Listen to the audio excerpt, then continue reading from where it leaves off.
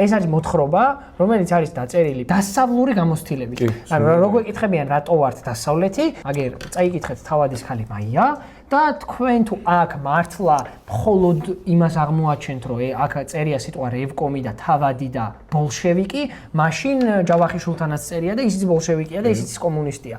სისულელე ხო ეგრე არ ვაინტერპრეტირებთ ლიტერატურას. ეს არის ტექსტი, რომელიც დაიწერა ანტიკურობის, შემდგომში რენესანსის, ბაროკოს გავლით. ესეთი ტექსტი ვერ დაიწერება აზიაში, ესეთი ტექსტი მხოლოდ და მხოლოდ დაიწერება ევროპაში. ეხლა ვიღაცა იტყვის, რომ კომუნიზმი ევროპული მოვლენაა და მარქსი ევროპაში არა. ეხლა მაგას არ ვიღებთ არგუმენტად, ცხადია სისულელეა, ხო? ეს არ არის საბჭოთა მოთხრობა, ეს არის კლასიკური ევროპული მოთხრობა. იმიტომ რომ გამოცდილებას რაც იყენებს, ეს არის დასავლური გამოცდილება. კონკრეტულად ვილაპარაკეთ 57 წუთი მაგასი.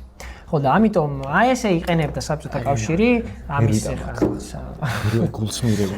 ეხლა დავიგრუზე, რო წაიკითხე დავიგრუზე. აი წერლობის მოთვინიერება კიდევ ერთხელ 7-ჯერ მაქვს ნახსენები აკაკი ბაქრაძის იდეალური წიგნი, რომელიც აღწერს საბჭოთა პოლიტიკას ლიტერატურის მიმართ. ხო.